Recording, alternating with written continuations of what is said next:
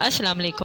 کورلوس عثمان میں ہم دیکھیں گے کہ جو قبیلے میں ہوتا ہے غدار، وہ سردار کا سر قلم کرنے ہی والا ہوتا ہے کہ اوپر سے ترکت آ جاتا ہے، کیونکہ ترکت کو پہلے ہی معلوم ہو جاتا ہے کہ یہ ہم میں غدار ہے، تو وہ اس کے ہاتھ پر وار کرتا ہے اور تلوار اس کے ہاتھ سے چھوٹ کر نیچے گر جاتی ہے۔ تو وہ دوسری طرف دیکھتا ہے تو ترکت کو دیکھ کر حیران رہ جاتا ہے اور وہ کہتا ہے ترکت۔ وہاں پر ترکت آتا ہے اور اس کی خوب ٹھکائی کرتا ہے۔